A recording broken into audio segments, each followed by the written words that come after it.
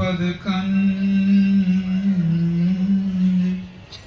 कृपा सिंधु नर रूप हरि महामोह तम पुंज जासु वचन रविकर निकर गुरु बिनु ज्ञान न उपजे गुरु बिनु मिले न भेव गुरु बिनु संशय न मिटे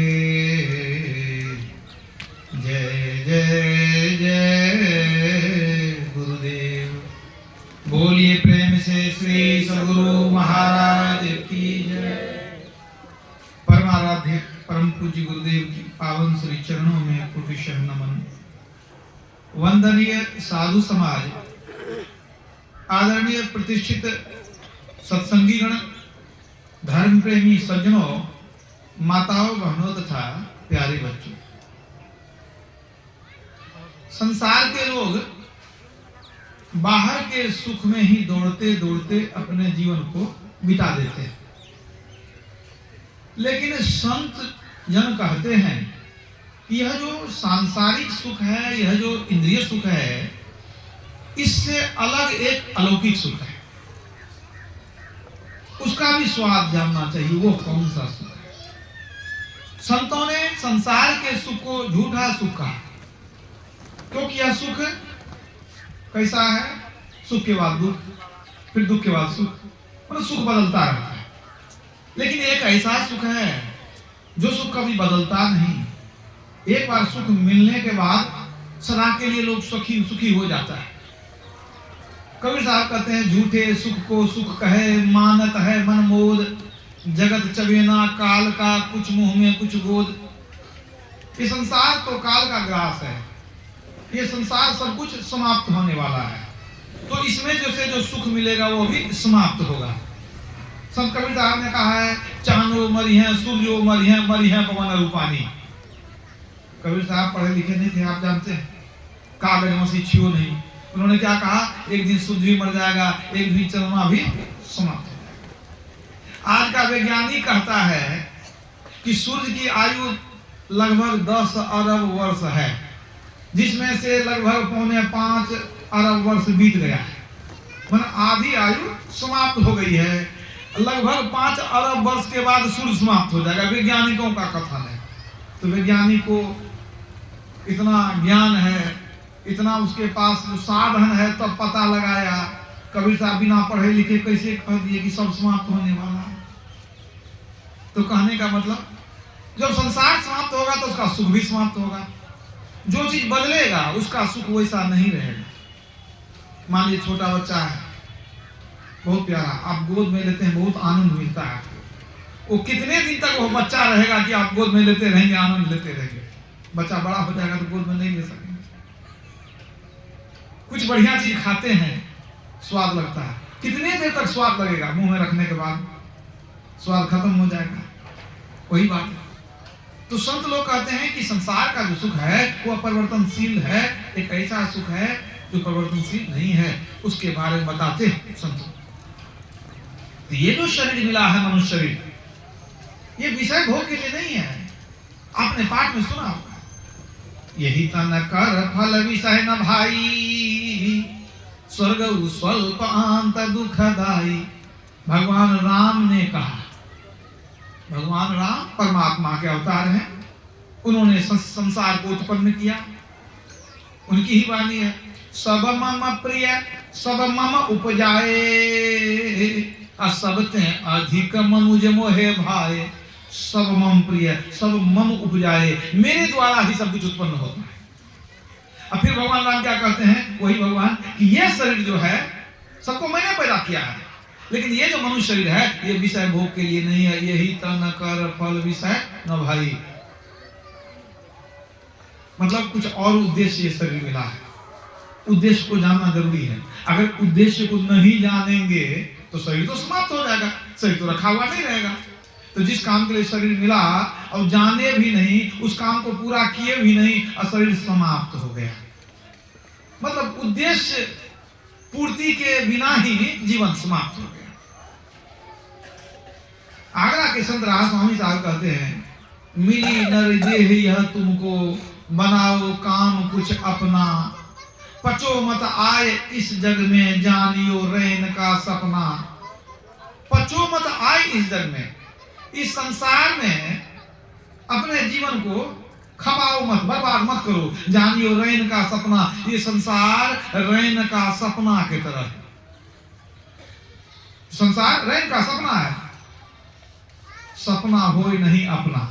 अपना तो संत लोग कहते हैं ये संसार सपना है, लेकिन हम लोगों को लगता है नहीं ये सत्य है, ये तो अपना है, सपना कैसे होगा। अब इसको थोड़े शब्द में समझ लीजिए कि संत लोग क्यों कहते हैं कि ये संसार सपना है, इसके पीछे क्या तर्क है, तो इसको समझने का प्रयास कीजिए। कोई बहुत भूखा आदमी रात में सोया, खाना नहीं मिला बेचारे को, किसी तरह नींद आ गई। वो स्वप्न देखता है हमारे मित्र की शादी हो रही है, एकदम 56 भोग वहां बना हुआ, और हम तो वहां पर मुख्य अतिथि हैं, तो रंग बिरंग की मिठाई, रंग बिरंग का पकवान हमको दिया गया है, और बैठ करके भोजन कर रहा है। रंग बिरंग का भोजन सपना में खा रहा है, खूब बढ़िया से खा रहा है, भरपेट खाया, भर इच्छा खाया। तो जब नींद टूट जाएगी तो पेट में एक भी मिठाई रहेगा कि नहीं? जितना खाया कुछ भी, थोड़ा भी, एक पूरी कुछ भी, मतलब जब नींद टूट, जब तक नींद में है, वो सपना में है, तब तक ठीक है, मतलब सुख भी है, वो स्वाद भी लग रहा है, आनंद भी लग रहा है, पेट भी भर रहा है। यदि नींद टूट गई तो सब बेकार हो गया, खाया हुआ सारा, जितना मेहनत किए खाए सब ताज या पानी में, कोई काम करना, एक टुकड़ा रोटी आपके पेट में नहीं रहा, ठीक है, तो बुझ गए कि सब बेकार था। अब अगर सपना में यदि वो खा रहा है और उस समय उसको कोई ऐसा व्यक्ति हो कि स्वप्न में उसको समझावे कि देखो ये खाना बेकार है, ये खाने से तुमको पेट भरेगा नहीं, शक्ति मिलेगी नहीं, क्या मेहनत करता है तुम, ये सब झूठा है, तू मानेगा बात को? नहीं मानेगा, कहेगा तू झूठा, तेरा बाप झूठा, हम खा रहे हैं, हमको आनंद आ रहा है, सब सच्चा है, सब ठीक है। यदि उसको हिला के जगा दीजिए, फिर कहता हूँ सब बेकार हो गया। जितना खाया रात भर, भूखा आदमी उठता है, देखता है पेट तो पीठ में ही लगा हुआ है, जैसे सोए थे उसी तरह भूखे हैं, सब बेकार हो गया। तो यहाँ बेकार सपना जो है अपना नहीं हुआ, सपना सब बेकार हो गया। जितना सपना देखे सब बेकार। कब बेकार हुआ? जब तक सपना देख रहे थे तब बेकार नहीं, आंख खुल गई तो सब बेकार, ठीक है। अब बेकार कैसे समझे? क्योंकि एक टुकड़ा भी पेट में नहीं रहा, कुछ रहा था तो उससे कुछ काम आया, कुछ काम नहीं आया। अब ठीक इसी तरह देखिए आप, हम लोग जन्म लिए, जीवन भर खूब धन कमाए, बहुत बढ़िया घर द्वार बनाए, गाड़ी कोठा सोफा सब चीज हो गया, सब कुछ है, ठीक है। तो लग रहा है नहीं सब कुछ ठीक है, सब अपना है, कोई सब सत्य, कोई झूठा नहीं है, संसार माया कैसे हो सकती है, ये तो सत्य ही सत्य है, सब कुछ ठीक ही ठीक है। तो सपना देखते समय, सपना बेकार कब हुआ था? जब आंख खुल गई, ठीक है। अभी जो देख रहे हैं सब कुछ, जो भी कुछ है, अगर आंख बंद हो जाए तब क्या होगा? तो कै रुपया आपके जेब में रहेगा? आप बताइए, तब 1 रुपया आपके काम आया? आपका कोई बेटा रहा, कोई बेटी, धन संपत्ति रहा, आप जमीन घर द्वार कुछ रहा आपका? कुछ भी नहीं। 1 रुपया नहीं, 1 छराब नहीं, 1 कौड़ी आपके पास कुछ नहीं रहा। आप बताइए, 6 घंटा सपना देखे सब बेकार हो गया ना, आंख खुलने पर सब बेकार। और 60 वर्ष जो जमा किए, आंख बंद किए, सब बेकार। मुंदहु आंख कतहु कछु नहीं। इसके बाद अगर वो व्यक्ति अगर लौट के घर में आ जाए तो कहते हैं घर में भूत का प्रकोप हो गया है, उधार फूक कराना पड़ेगा। तो लगता है कुछ चलता है अंधेरे में, क्या कुछ हवन वगैरह करवा देते हैं, शुद्धिकरण, कि भूत भाग जाए। क्या पता हमारा ही बाप था कि हमारा ही दादा था, समझ रहे हैं बाप? कुछ काम नहीं आया, जीरो हो गया, सब शून्य हो गया। सपना हुआ कि नहीं संसार? अरे तुरंत में नहीं होगा, कुछ समय में होगा। जो सपना में खा रहे थे उस समय तो नहीं लग रहा था कि वो बेकार है, बाद में मुझे अवस्था भेद हुआ तब पता चला। उसी तरह जब अवस्था भेद होगा, जब जीव शरीर से निकलेगा, तब ये भी सब बेकार हो जाएगा। इसलिए संत लोग कहते हैं, क्या कहा था स्वामी साहब ने? पचो मत आए इस जग में, जानियो रैन का सपना।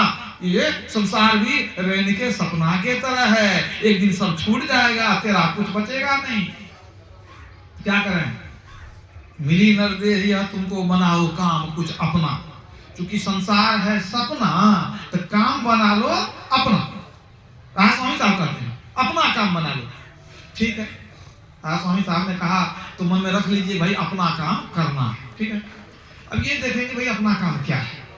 अब कबीर साहब की वाणी जब पढ़ते हैं तो वहां भी देखते हैं, कहे कबीर सुनो भाई साधो, आपन काज संवारू रे, अपने घट दिया ना बारू रे। आपन काज संवारू रे क्या मतलब है? अपना काम कर लो। वो भी कहते हैं, मैंने एक आदमी कोई कह दे तो मन में होगा भाई सही कहा कि गलत कहा। यहाँ देखते हैं कि भाई कबीर साहब सबसे प्रसिद्ध संत, वो भी कहते हैं आपन काज संवारू रे। कबीर साहब के नाम पर कबीर मत है, राधास्वामी साहब के नाम पर राधास्वामी मत है। एक मत के आचार्य कहते हैं अपना काम करो, दूसरे मत के आचार्य भी कहते हैं अपना काम करो। भाई हमको तो अपने मत से काम है, जरा संत मत में देख लेते हैं कि गुरु महाराज क्या कहते हैं। तो गुरु महाराज, हम लोग तो गुरु महाराज को मानते हैं, ठीक है। तो गुरु महाराज ने क्या कहा, अब ये भी देख लीजिए, समय गया फिरता नहीं और झट ही करो निज काम। वो भी यही कहते हैं अपना काम जल्दी जल्दी कर लो। और लोगों ने कहा अपना काम कर लो, ये कहते हैं जल्दी कर लो, झट ही करो निज काम। जो बीता सो बीतिया बहु गुरु नाम, अपना काम झटपट कर लो। अब देखते भाई सब संत, अधिकांश संत कहते में अपना काम कर लो, इसका मतलब गड़बड़ी हम लोग में कुछ है जरूर। अगर हम लोग अपना काम करते होते तो क्यों कहते, कहने का कोई मतलब नहीं, ठीक है। और जो आदमी कोई खा ही रहा है तो कहेंगे खा लो खा लो, खा ही रहा है कहने क्या जरूरत है। जो नहा के बैठा के नहा लो तो क्या मतलब हम लोगों में कुछ कमी है, अपना काम नहीं करते हैं। तो आप कहेंगे दूसरे के बाड़ी में तो नहीं जाते हैं कुदाल चलाने, भाई अपना ही काम करते हैं। लेकिन फिर भी कहते हैं तो कुछ तो कारण होगा, कुछ तो मतलब होगा। अब यही कमी है, यही बात समझना है। हम लोग अपना काम नहीं करते हैं और सपना को उलट पुलट करते हैं, समझ गए कि नहीं। सपना को ही उलट पुलट कर रहे हैं, अपना काम कहाँ कर रहे हैं। तो संत लोग कहते हैं अपना काम कर लो, भी जल्दी कर लो। जल्दी क्यों कर लो, और जल्दी इसलिए कर लो कि जीवन का कोई ठिकाना है नहीं। ये जीवन कैसा है, जीवन क्षणभंगुर है। भागवत में कहा गया दुर्लभो मानुषो देहे देहिनान क्षणभंगुर है। ये शरीर दुर्लभ तो है लेकिन बड़ा क्षणभंगुर है, कब खत्म हो जाए ठिकाना नहीं है। ये जीवन कैसा है, जीवन में 3 अक्षर है, ज व और न। ये शब्द अपने आप में संदेश देता है कि हमारा जीवन कैसा होगा। ज कहता है तेरा जन्म होगा, वो कहता है वास भी होगा, मतलब कुछ दिन रहोगे, ठीक है। और न कहता है फिर तेरा नाश हो जाएगा। तो जो से जन्म होगा वो से कुछ दिन वास होगा, और न से नाश होगा, और कब नाश होगा पता ही नहीं, कुछ पता नहीं है। तो जब पता नहीं है तो जो करना है तो झटपट न कर लें। कल का क्या ठिकाना है, कल का कोई ठिकाना नहीं है। कबीर साहब कहते हैं कल करो सो आज कर, आज करो सो अब पल में प्रलय होएगा तो बहुरी करोगे कब। जो कल के बारे में सोचता आज ही कर लो, जो सोचता आज करेंगे उसको अभी कर लो। क्या ठिकाना है, रहेंगे कि नहीं, करने लायक रहेंगे कि नहीं रहेंगे। पहले तो रहेंगे कि नहीं, और रहेंगे भी तो करने लायक रहेंगे कि नहीं, कोई ठिकाना नहीं है। इसलिए कल करो सो आज का, आज करो सो अब पल में प्रलय होएगा तो बहुरी करेगा कब। ये तो कबीर साहब की वाणी है। लेकिन आजकल इस उपदेश को कुछ लोग तोड़ मरोड़ दिए हैं, कुछ उसको अपने हिसाब से बदल दिए हैं। आजकल के लोग क्या कहते हैं, आज करो सो कल करो, और कल करो सो परसों। हड़बड़ मत करो, जीना है अभी बरसों। अभी कौन मर रहे हैं, अभी तो बहुत दिन है जिंदगी, कभी कर लेंगे। इसी में काम सब पड़ा ही रह जाता है। रावण मरते समय बड़ा अफसोस कर रहा था, हम सोच रहे थे कि सोने की लंका है इसमें सुगंध भर देंगे, हम कर सकते थे, सोचे कभी कर लेंगे। हम सोचते थे कि समुद्र का जल खारा होता है, पेय नहीं है, तो उसमें हम सब जल को उलीच करके हटा देंगे, दूध दही घी मक्खन भर देंगे, खाने पीने की कमी नहीं रहेगी, हम कर सकते थे। उसने यहाँ तक कहा कि हमने देखा कि जीव को नरक में बड़ा कष्ट है, तो सोचते थे कि स्वर्ग तक सीढ़ी लगा देंगे, धरती से सब जीव स्वर्ग ही जाएगा। उन्होंने कहा कि देव क्या, दानव क्या, किन्नर क्या, गंधर्व क्या, यहाँ तक कि विश्वकर्मा से लेकर के और इंद्र भगवान सब हमारे अधीन थे, जो हम कहते सब करना पड़ता। सोचे थे कभी कर लेंगे, तो सोचते रह गए, कर नहीं सही। तो अब है कि एक तो जीवन का कोई ठिकाना नहीं है, तो जो शुभ कर्म करना है उसको जितना जल्दी हो कर लेना चाहिए, और नहीं तो मन पछताई है, अवसर बीते, समय बीत जाएगा, पछताएंगे, कर नहीं सके, मन में बहुत था, नहीं कर सके। तो कहते हैं झट ही करो निज काम, अपना काम संवारो, अपना काम शीघ्र कर लेना चाहिए। अब अपना काम है क्या? तो अपना काम को जानने के लिए पहले हम लोग तो यही समझते हैं, अपना घर बनाए, अपना पैसा जमा किए, अपना खेती बाड़ी किए, अपना अकाउंट में पैसा रखे, सोना चांदी खरीदे, ये अपना काम है। लेकिन अपना काम नहीं जान रहे हैं, तो अपना काम कैसे जानेंगे? पहले अपने को जानेंगे, हम कौन है, अपना काम बुझेंगे। पहले अपने को ही नहीं जानते, अपना काम कैसे जानेंगे? हम इस शरीर को हम समझ रहे हैं कि हम शरीर हैं, ये सबसे बड़ी मूर्खता है कि हम शरीर हैं, हम शरीर नहीं हैं। तब हम हैं क्या भाई? आप शरीर नहीं हैं, आप शरीर में रहने वाले हैं। इस बात को ही मन में बिठा लीजिए। लोग को विश्वास नहीं होता है, लोग सोचते नहीं हम शरीर ही हैं। अब इसको कैसे समझेंगे? सब लोग कहते नहीं शरीर तुम नहीं हो, शरीर में रहने वाले तुम हो। इसके पीछे अब क्या तर्क है, कैसे समझेंगे? इसको भी समझिए। आप जिस घर में रहते हैं तो वो घर आपका है, आप क्या कहते हैं? मेरा घर। तो जब मेरा घर कहते हैं आप घर नहीं है, निश्चित बात है। आप मान लीजिए कुर्ता पहने हैं, कहते हैं मेरा कुर्ता है, तो आप कुर्ता नहीं है, बिल्कुल सही बात है। आपकी दुकान है तो आप दुकान नहीं है, दुकान आपकी है, इसका मतलब आप अलग है, दुकान अलग है। आपकी मकान है, आपका मकान है, तो मकान अलग है, आप अलग है। मतलब हो सकता है मकान में आप रहते हैं, लेकिन आप मकान नहीं है, क्योंकि मेरा शब्द का प्रयोग हो रहा है। मेरा मकान, मेरी दुकान, मेरा कुर्ता, मेरा कपड़ा, ठीक है। जब मेरा हो गया तो वो मेरा है, मतलब मैं कुछ और हूं, वो मेरा हमसे संबंधित पदार्थ है, मैं कुछ और हूं, अब मुझसे संबंधित पदार्थ है, इसलिए कहते हैं ये मेरा है। अब इसी तरह आप सोचिए कि अगर आपके शरीर में दर्द रहता है तो आप क्या कहते हैं? मेरे शरीर में बहुत दर्द है, मतलब मेरा शरीर हुआ, ठीक है ना, मेरा शरीर है, दर्द कर रहा है, ठीक है। तो आप जब मेरा कह दिए तो मतलब शरीर आपने, शरीर में आप रहते हैं, शरीर आपका है, बिल्कुल सही बात है। अगर हम ही शरीर होते तो हम क्यों कहते मेरे शरीर में दर्द है, कहते मुझ में दर्द है। तो ये कह सकते थे कि मुझको दर्द है, मुझ में दर्द है। यहाँ तो शरीर को दर्द कहते, शरीर में दर्द है। अच्छा, शरीर आप नहीं है, तो आप सोचेंगे नहीं हम मन है, हो सकता है हम मन है, लेकिन आप कहते हैं कि आपके यहाँ बहुत दिन रह लिए, अब मेरा मन यहाँ नहीं लगता है। तो मेरा मन जब कह दिया तो मन भी आपका है, आप मन भी नहीं हुए, मेरा ना कह दिया। फिर आप कहेंगे हम बुद्धि हैं, हो सकता है बुद्धि हो, लेकिन आप विचार कीजिए कि कभी कभी आप कहते हैं कि हमारी बुद्धि खराब हो गई थी, आपसे लड़ गई, गलती हो गई, अब वो क्षमा कर दीजिए। तो मेरी बुद्धि खराब हुई थी, मतलब बुद्धि भी मेरी थी, मैं बुद्धि भी नहीं हूँ, न शरीर हूँ, न मन हूँ, न बुद्धि हूँ। इन सबको चलाने वाली जो रूह है, आत्मा है, शक्ति है, चेतन है, वही मैं हूँ। तो मैं कौन हूँ? ईश्वर अंश जीव अविनाशी, अचेतन अमल सहज सुख राशि। ईश्वर अंश जीव अविनाशी, हम कौन है? ईश्वर के अंश है, जैसा ईश्वर है वैसा ही हम है, उनका अंश है। जो जो गुण ईश्वर में है वो हम में भी है। तो थोड़ा सा अंतर है कि परवश जीव स्ववश भगवंता, जीव अनेक एक श्रीकांता। हम जो जीवात्मा है वो पराधीन है, प्राकृतिक गुणों के अधीन है, संसार के बंधन में है, शरीर के बंधन में है, और परमात्मा किसी के बंधन में नहीं है। परवश जीव स्ववश भगवंता, ईश्वर अपने वश में है, हम थोड़ा पराधीन हो गए हैं। लेकिन जीव और क्या अंतर है? तो जीव अनेक हैं, एक श्रीकांता, ईश्वर एक ही है, जीव अनेक है, थोड़ा अंतर हुआ, लेकिन है हम उन्हीं के अंश। जैसे 4 गिलास में पानी हो तो गिलास में पानी अलग अलग है, लेकिन वो है वही पानी जो समुद्र में है, नदी में है, उसी का एक अंश ये भी है, कोई अंतर नहीं है। गुरु महाराज की वाणी हम लोग रोज गाते हैं, क्या? जीवात्मा प्रभु का अंश है, जैसा अंश नल को देखिए।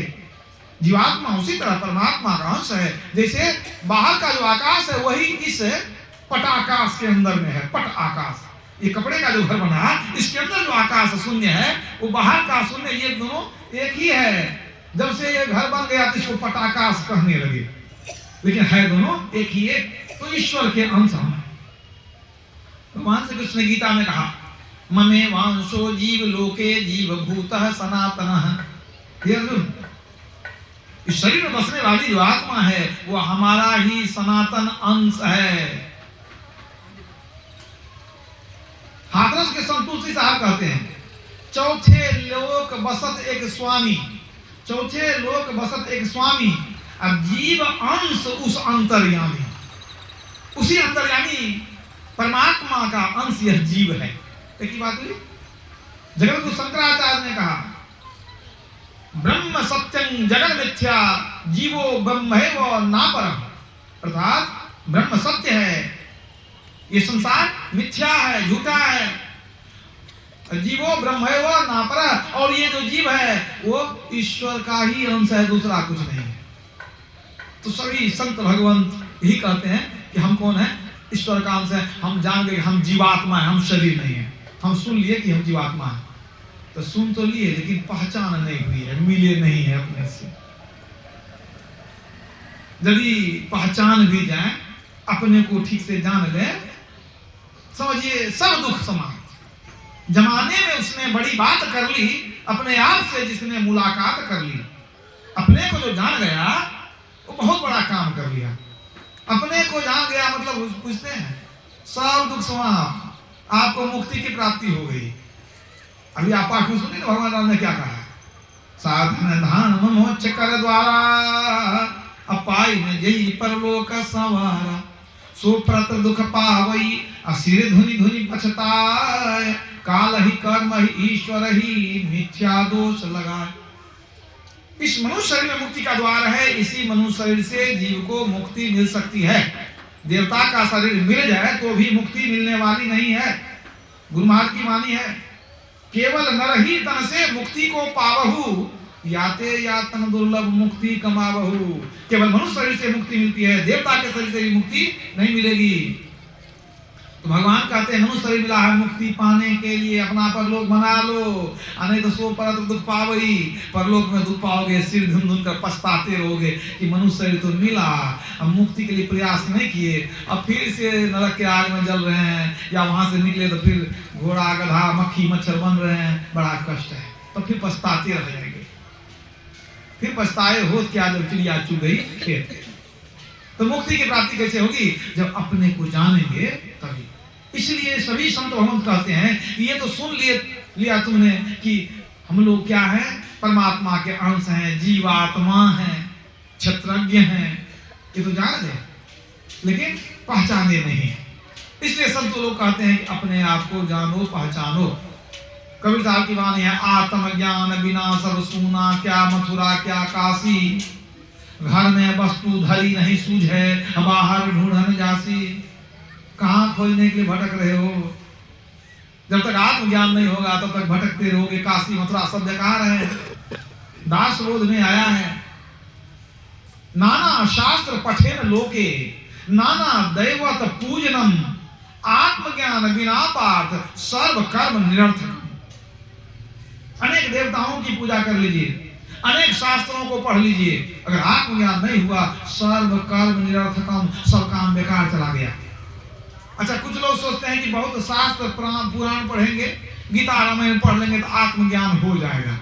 तो कितना भी इस तरह का बाहरी ज्ञान लेने से आत्मज्ञान नहीं होता है। पढ़े 6 शास्त्र, 18 पुराण पढ़े, वेद उपवेद आदि अंत को उछाना है। गीता रामायण श्रुति स्मृति पढ़े, सांख्य न्याय योग आदि दर्शन भी जाना है। जाना है बनाना छंद स्वरठा चौपाई को, जाना ध्रुपद का राग और भैरवी का गाना है। इतना जो जाना सब खाक धूल छाना है, जाना है सोई जिन आत्म पहचाना। सब शास्त्रों को पढ़ लिए तो खाक धूल छाने, लेकिन आत्मा जो अंदर में बोलता पुरुष है, इसको नहीं जाने तो सब खाक धूल छाने। यारी साहब कहते हैं, आंखों से जो भी देखिए सो तो आलम फानी है। आंख से जो देखेंगे वो नाश हो जाएगा। आंखों से जो भी देखिए सो तो आलम फानी है, इस कानों से जो भी सुनिए सो तो जैसे कहानी है। इस बोलते को उलटी देखे, इस बोलते को उलटी देखे, सोई आदि सोई ज्ञानी है। यारी कहे यह बूझी देखा और सकल नादानी है। जो अपने को जाना वो ज्ञानी है और जो जाना सब नादानी है। संत यारी साहब ने कहा। तो सभी संत कहते हैं अपने को जानो। यहाँ तक कि जो भगवान शिव के भक्त है वो भी ध्यान दीजिएगा, भगवान शिव ने कहा है कितना तीर्थ कर लो, आत्म तीर्थ को नहीं जाना तो मुक्ति नहीं मिलने वाली है। इदम तीर्थं भ्रमंति तामसा जनाः आत्म तीर्थं न जानन्ति कुतः मोक्ष तृणु प्रिय। लोग यहाँ वहां भटकते हैं, कहते हैं यह तीर्थ है, यह तीर्थ है, यह भी तीर्थ है, लेकिन भगवान शिव कहते हैं जब तक आत्म तीर्थ को कोई नहीं जानेगा तब तक मोक्ष की प्राप्ति कैसे संभव है। जन्म मरण से छूटना कैसे संभव। भगवान चाहते थे कि सबको मुक्ति मिले। भगवान राम ने कहा कि मुक्ति नहीं पाओगे तो जन्म जन्म पछताओगे, तो उस पर चर्चा करना जरूरी है। मुक्ति कैसे मिलती है। चरणदास जी महाराज की शिष्या सहजोबाई कहती है आत्म राम न चिन्हई। आत्मा राम को नहीं पहचाना। आत्म राम न चिन्हई अब पूजत फिरे पसान कैसे हूँ मुक्ति न होएगी केतिक सुनो पुराण। कितना भी शास्त्र पुराण पढ़ लो लेकिन मुक्ति होने वाली नहीं है जब तक आत्मा राम को नहीं जानेंगे। इसलिए जितना भी शास्त्र का अध्ययन कीजिए आपको पता चलेगा कि सब जगह संकेत है कि अपने को जानो। यूनान में एक बहुत प्राचीन मंदिर है अपोलो मंदिर, अभी भी है।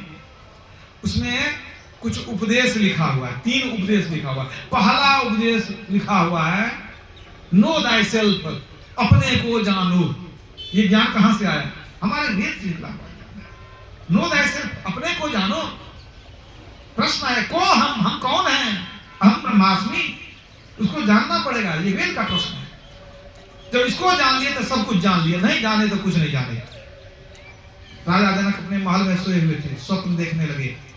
स्वप्न देखने लगे कि कोई राजा हमारे राज्य में चढ़ाई कर दिया, घनघोर युद्ध हुआ, राजा जनक हार गए और दुश्मन राजा चढ़ाई करके सब कुछ जीत लिया, सारी संपत्ति वो अपने कब्जे में ले लिया। राजा जनक को कहता है दुश्मन राजा कि देखो मैं तुमको जीवित छोड़ता हूँ लेकिन सारे वस्त्र आभूषण उतारो। सब कपड़ा उतार दिया, एक कौपीन पहना करके कहा हमारे राज से निकल जाओ, राज से निकल जाओ। बहुत दुख के साथ बेइज्जती के साथ राजा जनक वहां से निकले और दुश्मन राजा ने पूरे जो है मिथिला नगरी में ढिंढोरा पिटवा दिया कि अभी से यहाँ का राजा मैं हूँ। राजा जनक यहाँ कुछ नहीं है, वो हारा हुआ आदमी है, राजा है। अगर कोई उसको पनाह दिया, कोई खाने पीने रहने दिया, उसको फांसी पर चढ़ा दिया जाएगा। तो राजा जनक निकल गए, अब हमारे राज से निकल जाओ। अब वो चल रहे हैं जा रहे हैं। अब प्यास लगी, कहीं देखे कि कोई पानी देगा तो तुरंत केवाड़ लगा ले लोगे, नहीं कहीं इसको मदद कर देंगे, खाना पीना देंगे तो हमको फांसी पर चढ़ा दिया जाएगा। भूख लगी है, कहीं देखे कि कोई मांग के खाएंगे, कोई देने वाला नहीं, तुरंत डर से सब केवाड़ बंद कर ले। राजा को पता चलेगा, फांसी हो जाएगी। बेचारे भूखे प्यासे पैदल चलते चलते जा रहे हैं, कुछ नहीं, सब तन पर एक कपड़ा के सिवा कुछ नहीं, जा रहे हैं भूख प्यास से परेशान। 7 दिन तक चलते रहे, पैरों में फफोले हो गए, चलना मुश्किल हो गया, लंगड़ा करके चलने लगे। 7 दिन के भूखे प्यासे चलते चलते 7वें दिन मिथिला नगरी को पार किए, इस राज को पार कर गए। अब दूसरे राजा के राज्य में पहुंच गए। तब लगा कि अब हम कुछ खा सकते हैं, अपने राज्य में तो कोई कुछ दिया नहीं, अब तो राज रहा नहीं अपना।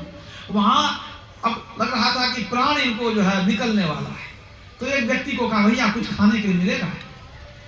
कहा क्या मिलेगा? आगे एक बूढ़ी जो है ना खिचड़ी बांटती है, जल्दी से जाओ शाम होने वाली है, शाम के बाद उसका भी जो है अन्न क्षेत्र बंद हो जाता है, वो कुछ खिचड़ी बांटती है गरीब लोगों को, जल्दी जाओ तो किसी तरह पहुंचोगे। पैरों में फफोला, फिर भी लंगड़ाते हुए किसी तरह तेजी से गया, द्रुत गति से गया कुटिया पर।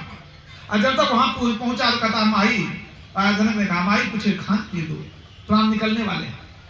बूढ़ी कहती है पहले आता तो कुछ देते, अब तो जो खिचड़ी बांटते थे सब बांट दिया, तो कुछ बचा नहीं, कमाई कुछ तो दे दो। तो वो बूढ़ी कहती है कि देखो बर्तन धोने जा रहे थे तो जिस बर्तन में कढ़ाई में खिचड़ी बनाए थे उसमें कुछ लगा हुआ है, सटा हुआ है, तो अगर कहोगे तो उसी को खुरच करके, कुछ जली हुई खिचड़ी है उसी को खुरच करके दे सकते हैं, कमाई वही दे दो, जान बच जाएगी, प्राण निकलने वाला वही दे दो। तो बूढ़ी खुरच करके थोड़ा सा निकाली, कहती अब पात्र दो, बर्तन दो। का बर्तन कहाँ पाएंगे, हाथ बढ़ा दिया, इसी में दे दो। और जैसे वो जो है थोड़ा सा खिचड़ी, सूखी हुई खिचड़ी डालने लगी बूढ़ी, अचानक चीन झपट्टा मारा, ऐसा झपट्टा मारा कि कुछ तो वो अपने चंगुल में ले लिया खिचड़ी, और कुछ गिर करके धूसरित हो गया, इनके हाथ में कुछ नहीं लगा।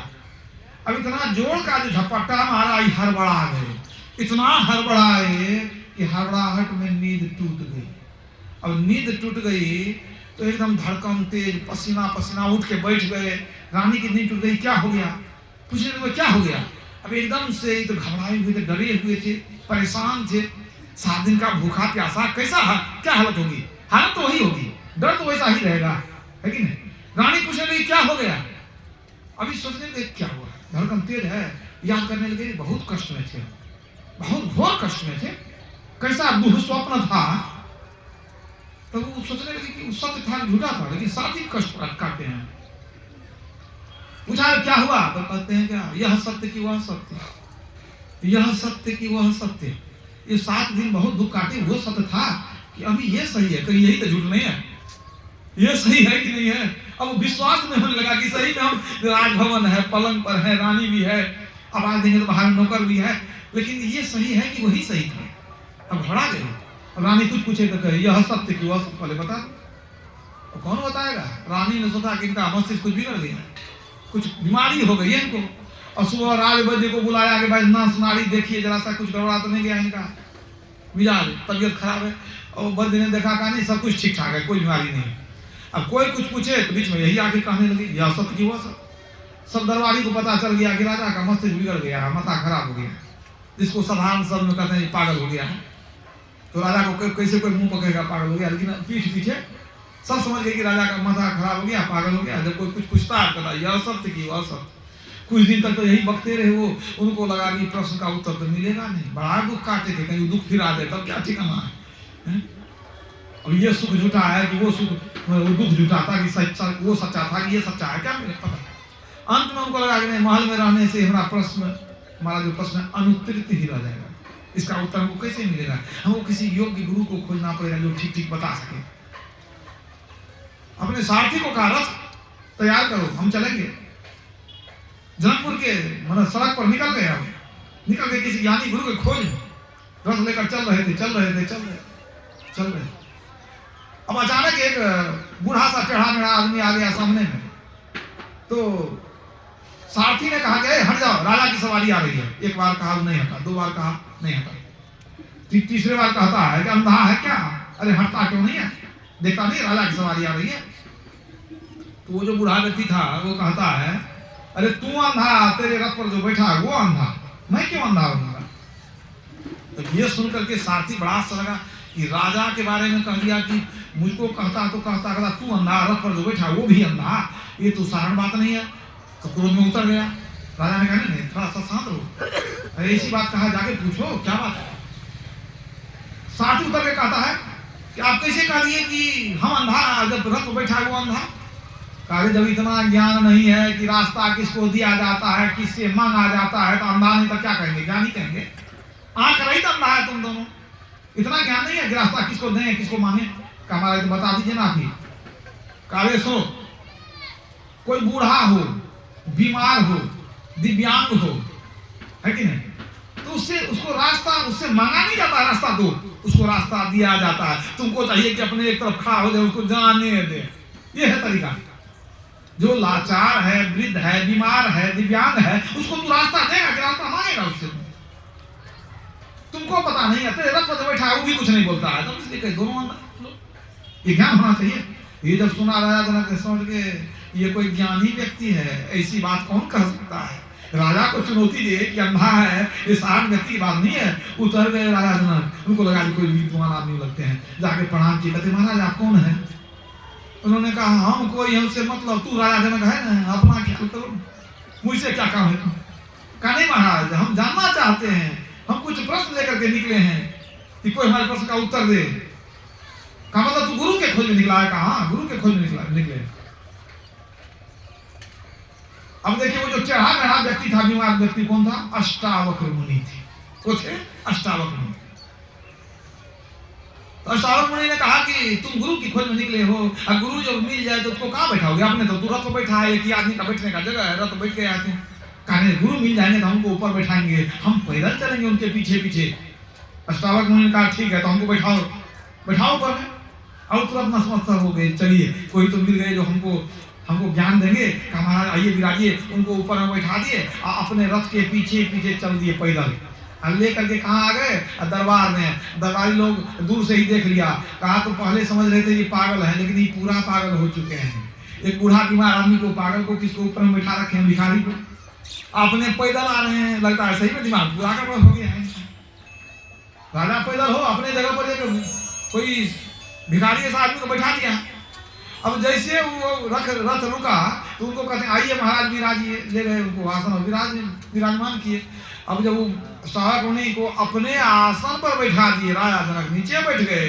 अब और लोगों को चिढ़ हो गई, किसको बिठा दिया ऊपर में? ऐसा आदमी कभी देखे नहीं। जोर जोर से सब हंसने लगे उनको देख करके, अष्टावक्र मुनि को देख करके खूब हंसने लगे सब। हंस करके जब सब चुप हो गए तब अष्टावक्र मुनि हंसने लगे। ये भी खूब हंसे, ये हंस करके ये भी चुप हो गए। तो दरबारी लोग जितने थे सब पहले हंसे थे। तो इन्होंने पूछा कि महाराज आप जो ऊपर में बैठे हुए हैं तो आप हंस क्यों रहे हैं इतना? अष्टावक्र मुनि ने कहा कि हंस तो रहे हैं, लेकिन पहले कौन हंसा? पहले तुम ही लोग हंसा, बाद में हंसे हैं। तो पहले जब तुम हंसा है तो पहले ये बताओ तुम लोग क्यों हंसा है? पहले तुम अपना बताओ तो हम बताएंगे। फिर हंसने लगे वे लोग। हंसते हंसते कहते महाराज इतनी आयु हो गई हमारी, हम लोगों की, लेकिन इतना विचित्र प्राणी कभी देखे नहीं थे। इतना टेढ़ा मेढ़ा आदमी कभी देखे ही नहीं थे। तो ऐसा आजू आदमी देख करके हम लोग हंसने लगे। तो हम तो बता दिए, अब आप बताइए आप क्यों हंसने लगे? तो अष्टावक्र मुनि कहते हैं हमारे हंसने का भी कारण है। हम बहुत बड़ाई सुने थे राजा जनक का और राजा जनक के दरबार का। सुने थे कि बड़े बड़े पंडित, ज्ञानी, ब्रह्मज्ञानी, ब्राह्मण लोग रहते हैं राजा जनक के दरबार में, जो आत्मा और ब्रह्म का विवेचन जानते हैं। लेकिन हम जब यहाँ पहुंच गए तो पता चल गया कि यहाँ कोई ब्राह्मण नहीं है, आत्मज्ञानी नहीं है, सब के सब यहाँ चमार बैठे हुए। तो ये जब जान गए इसीलिए हमको हंसी लगी कि देखो हम क्या समझते थे, विद्वान पंडित ऐसा चमार यहाँ जमा हो गया। मतलब कि राजा जनक के दरबार में कोई ज्ञानी पंडित ब्राह्मण नहीं, कोई आत्मज्ञानी पुरुष नहीं, इसलिए हमको हंसी लगी। अब ये बात सुन करके जितने ब्राह्मण लोग थे सब कुपित हो गए, क्रोधित हो गए। महाराज जी हमारा अपमान है, हमारा अपमान है। बताइए हम लोग इतने बड़े बड़े शास्त्रज्ञ हैं, कोई चतुर्वेदी कोई द्विवेदी हैं, हम लोग इतना शास्त्र पढ़े हुए हैं, वेद पुराण सब कुछ। हमको कहा गया है कि ये चमार है, ये बेइज्जती है हमारी। तब उन लोगों ने उठ करके पूछा महाराज अष्टावक्र मुनि को कैसे आप कह दिए कि हम लोग चमार हैं, हम लोग ब्राह्मण नहीं है? अष्टावक्र मुनि ने कहा देखो जी, ब्राह्मण किसको कहते हैं? ब्रह्म जानाति ब्राह्मण, जो ब्रह्म को जाने, आत्मा परमात्मा का विवेचन जाने, ईश्वर के अंश आत्मा को जाने और वो जो पुरुषोत्तम परमात्मा है उसको जाने, उसको ब्राह्मण कहते हैं। ब्रह्म जानाति ब्राह्मण, ब्रह्म को जानने वाला ब्राह्मण होता है। चरणदास जी महाराज की वाणी है, ब्राह्मण सोई जो ब्रह्म पिछाणे, बाहर जाता भीतर आने, पांचों वश करी असत्य न भाग है। पांचों इंद्रियों को वश में रखता है, पांचों वश करी असत्य न भाग है। दया जनेऊ हृदय राखे, आत्म विद्या पढ़े पढ़ावे, परमात्म का ध्यान लगावे, काम क्रोध मद लोभ न होई। चरणदास कहे ब्राह्मण सोई, तो ईश्वर का ध्यान करता हो, पांचों इंद्रियों को वश में रखता हो, हृदय में दया रखता हो, सदाचार का पालन करता हो, वो ब्राह्मण है। तो देखो ये आत्मा को जानने वाला, ब्रह्म को जानने वाला ब्राह्मण होता है, ठीक है। तो पहले तो हम समझते थे कि आप लोग ब्राह्मण हैं तो आत्मा परमात्मा को जानते हैं, लेकिन यहाँ आने के बाद पता चल गया कि आप लोग चमार हैं। कैसे? तो आप लोगों ने तो आत्मा की पहचान की नहीं। आप लोगों ने क्या पहचाना? आप हमको देखे तो आपने देखा कि इसका हड्डी, इसकी हड्डी टेढ़ी मेढ़ी है, चमड़ा खराब है, चेहरा खराब है। तो हड्डी और चमड़े की पहचान करने वाले को क्या कहेंगे? ब्रह्म को पहचान करे ब्राह्मण, हड्डी चमड़ा को पहचाने तो चमार। इसीलिए हमने कह दिया कि सबके सब चमार। फिर अष्टावक्र मुनि ने ज्ञान दिया, आप लोग कान खोलकर सुन लीजिए। नदी टेढ़ी मेढ़ी हो सकती है, नदी का जल टेढ़ा मेढ़ा नहीं होता है।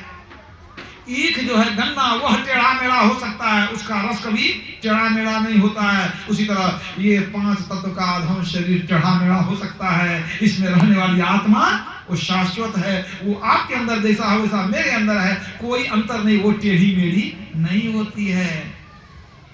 ना ब्राह्मण ना शूद्र न सैयद शेख है, हम तुम कोई नहीं बोलता एक है, दूजा कोई नहीं यही तहकीक है। अरे हाँ रे पलटू, लाख बात की बात कहा हम ठीक है। पलटू साहब कहते हैं हम और तुम क्या है, इस शरीर का अंतर है। वास्तव में अगर आप जीवात्मा हम जीवात्मा दोनों तो एक ही है, न वो जीवात्मा न ब्राह्मण है, न क्षत्रिय है, न शूद्र है, न स्त्री है, न पुरुष है, न गोरा है, न काला है, न लंबा है, न नाटा है। तो वास्तव में जो हम है वही आप है, कोई अंतर नहीं। क्या भेद, कोई भेद नहीं है। ये ज्ञान उनको दिया। अब जब ज्ञान दे दिया तब फिर जब चुप हो गए श्रावक मुनि, तब ये जनक जी पूछते हैं नजदीक में जाकर के, हुजूर यह सत्य कि वह सत्य? वो तो दिमाग में घूम ही रहा था ना, उनका प्रश्न का उत्तर कहाँ मिला?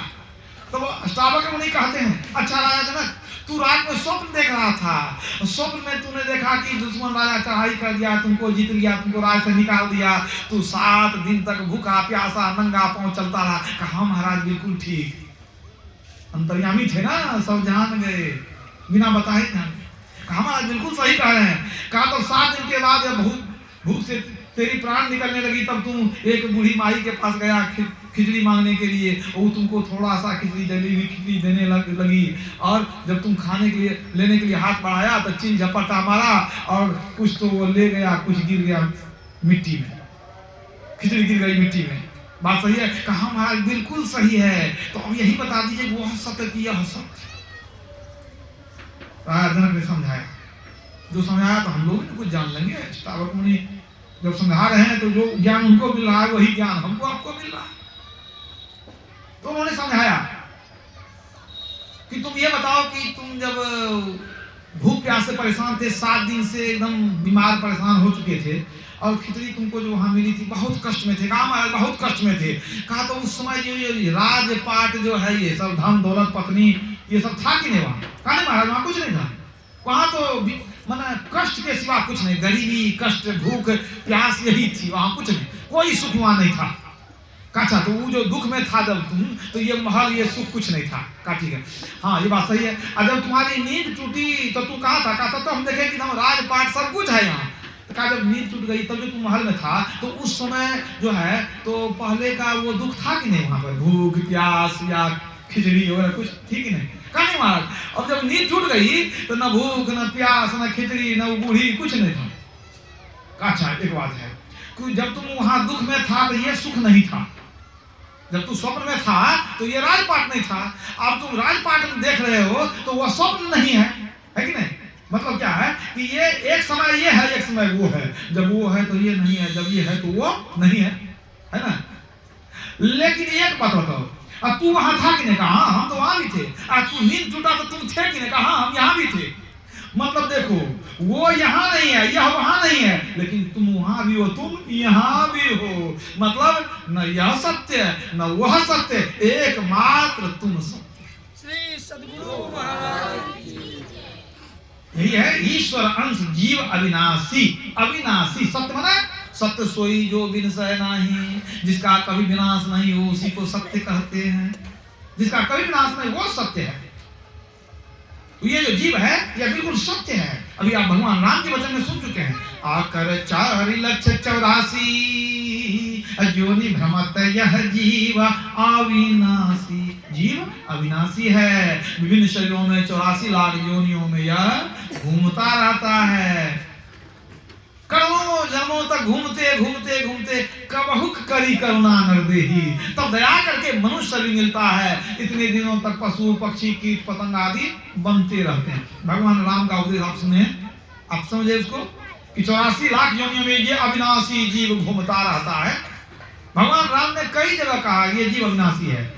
जब बाली मर गया, जब तारा उनकी पत्नी रोने लगी, तब भी भगवान राम ने कहा क्षिति जल पावक गगन समीरा, पंच रचित यह अधम शरीरा, प्रगट सुतनु तू आगे सोवा, जीव नित्य तू के ही लगी रोवा।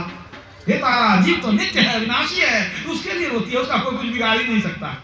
तू किसके लिए रोती है? शरीर जो मरा है तो शरीर रखा हुआ ही है, तो शरीर तो कोई ले नहीं गया। अब जीवात्मा का तो कुछ बिगड़ ही नहीं सकता, तो रोना क्या उसमें? समझा रहे हैं, जीव अविनाशी है। यही बात भगवान श्री कृष्ण ने कहा है। न जायते म्रियते वा कदाचिन नायन भूत्वा भविता वा न भूयः अजो नित्यः अयं पुराणो न हन्यते हन्यमाने शरीरे। हे अर्जुन, ये जो आत्मा है वो किसी काल में जन्म नहीं लेती, वह कभी मरती नहीं है या कभी उत्पन्न नहीं होती है, क्योंकि यह अजन्मा है, यह नित्य है, यह सनातन है, पुरातन है। शरीर के नष्ट होने पर भी यह आत्मा नष्ट नहीं होती है। तो ये जीव अविनाशी है, विभिन्न शरीरों में घूमता रहता है। आप सोचिए, जब मनुष्य शरीर में इतना कष्ट है तो दूसरे शरीर में कितना कष्ट होगा? बहुत घोर कष्ट, बहुत कष्ट हम लोग सह चुके हैं। तो ये जो जन्मते हैं मरते हैं, ये घोर कष्ट की बात है। आप सोचिए, माता के गर्भ में 9 महीना उल्टा लटकना कितना कष्ट है। सोचिए, काल कोठरी में कोई रख दे उल्टा लटका करके, कैसा लगेगा? और फिर जन्म लेते हैं तो बहुत कष्ट होता है, तब बच्चा रोता है, माँ भी रोती है, बच्चा भी रोता है। जन्मने में कष्ट और मरने में भयंकर कष्ट। सहजो मृत्यु के समय पूजा पीड़ा होए अपार, अब बिच्छू 10,000 ज्यों डंक लगे एक सार। सहजो आई कहती है कि मरने में कितना कष्ट होता है। एक साथ 10,000 बिच्छू का डंक यदि लगे तब कैसा कष्ट लगेगा? शरीर से जीव को निकालने में उतना कष्ट होता है। तो आप समझिए, माता के गर्भ में कष्ट, जन्म लेने में कष्ट, मरने में घोर कष्ट, अब बीच में क्या कष्ट की कमी है? इतने लोग हैं, कोई ऐसे व्यक्ति हैं जिनको कोई दुख नहीं हो? अब समझ लीजिए कितना बड़ा दुख है। और सबसे बड़ा दुख मृत्यु का दुख, वो एक बार नहीं बार बार झेलते हैं। एक बार नहीं झेलना पड़ता, ऐसा नहीं कि इस बार मर जाएंगे फिर नहीं मरेंगे। मरते क्यों है? इसलिए कि जन्म लेते हैं। तो जन्म लेना मरना बड़ा भारी दुख है, यही सबसे बड़ा दुख है। संसार में और कोई दुख नहीं है, और जो दुख है सब इसी के कारण उत्पन्न होता है। जन्म लिए, शरीर में आए तब दुख है, अगर शरीर में नहीं आवे तो कोई दुख नहीं है। तम धरी सुखिया काहू न देखा, जो देखा सो दुखिया हो। शरीर में आएंगे दुख होगा। राम आए, उनको रोना पड़ गया। ब्रह्मा विष्णु महेश दुखिया, जिनकी हरा चलाई हो। तो अब अगर हम शरीर में नहीं आवे हैं तभी हमारे दुख का निवारण होगा, सारे दुख समाप्त। अगर आपको शरीर न मिला हो तो आपको कोई दुख न रहेगा। आपके जीवन में कोई दुख है, आप सोचिएगा शरीर में नहीं आते थे दुख रहता नहीं, रहता कोई दुख नहीं रहता। इसलिए कुमार क्या कहते हैं? आवागमन सन दुख दूजा है नहीं जग में कोई, इसके निवारण के लिए प्रभु भक्ति करनी चाहिए। ऐसी भक्ति करें कि ये आवागमन का निवारण हो जाए, वरना जन्म मरण के चक्र से ही छूट जाए। इसी को मोक्ष या मुक्ति कहते हैं, यही असली भक्ति है। तो ऐसी भक्ति करेंगे कि जन्म मरण से छूट जाए, तो वो कौन सी भक्ति होगी? ये पूजा पाठ वाली भक्ति करेंगे, बाहरी भक्ति तो स्वर्ग में जाएंगे फिर नरक भी जाएंगे, जन्म मरण में घूमते रहेंगे। जगत गुरु शंकराचार्य ने कहा, स्वस्वरूपा अनुसंधान भक्ति रीति भी धीयते। अपने स्वरूप का अनुसंधान, अपने आप को जानना, यही भक्ति है। अपने को जान लेना यही भक्ति है। अपने स्वरूप को, आत्मा को पहचान लेना यही भक्ति है। इसी से मुक्ति मिलती है। यही बात तो यमराज ने नचिकेता को बताया था। और शब्दम स्पर्शम रूपम व्यम तथा और रसम नित्यम गंधवच्यत अनाद्य अनंतं महता परं ध्रुवं निचाय तन मृत्यु मुखात् प्रमुच्यते। नचिकेता को उपदेश देते हैं यमराज, ये आत्मा कैसी है? अशब्द, अस्पर्श, अरूप, नित्य, रसहीन, स्वादहीन, महातत्व से भी पर, ध्रुव निश्चल। ऐसी जो आत्मा है अनादि अनंत, ऐसी जो आत्मा है, उस आत्मा को जान करके मनुष्य मृत्यु के मुख से छूट जाता है। मैंने आत्मा को जाने तो मृत्यु के मुंह से निकल गए, अपने को जान लिए मुक्ति मिल गई। तो अपने को जानेंगे कैसे? दूसरे को जानना बड़ा आसान है, दूसरे से बात करना मिलना बड़ा आसान है, अपने से मिलना बड़ा कठिन है, बहुत कठिन है। कोई मित्र है आपका, मान लिया अमेरिका में रहता हो या दिल्ली में रहता हो, अभी मोबाइल में नंबर लगाइए, तुरंत बात हो जाएगी, हाल समाचार पूछ लिए, सब समझिए मिल लिए, बातचीत हो गई बढ़िया से। अरे तबीयत खराब होगी, अगर उसकी बोली गड़बड़ लगेगी तो आप कहिएगा अच्छा तबीयत गड़बड़ है क्या, इतना समझ जाइएगा। तो तुरंत भेंट हो गई आपको मोबाइल के द्वारा, ठीक है। तो दूसरे से तो बात हो गई। यदि अपना ही नंबर डायल करें, यदि अपने से मिलना चाहें, अपना नंबर अपने मोबाइल में डायल करें, तब क्या होगा? उधर से आवाज आएगी, इस रूट की सभी लाइनें व्यस्त हैं। मतलब क्या हुआ? मतलब ये हुआ कि दूसरे से मिलने में सभी मस्त हैं, अपने से मिलने के सभी रास्ते व्यस्त हैं। अपने से मिलना आसान नहीं है, अपने को जानना आसान नहीं है। तो यमराज ने युक्ति बता दिया, अपने को जानना है, कैसे जानेंगे? परांचि खाणी व्यतनत स्वयंभू तस्मात् परां पश्यति नान्तरात्मन कश्चित् धीरा प्रत्यगात्मान मैक्षदावृत चक्षुर्मृतत्वमिच्छन्। अर्थात स्वयंभू परमात्मा ने हमारी इंद्रियों को बहिर्मुखी बनाया है। वह बाहर देखती है, अंदर नहीं देखती है। हमारी आंख बाहर देखती है, कान बाहर की बात सुनते हैं।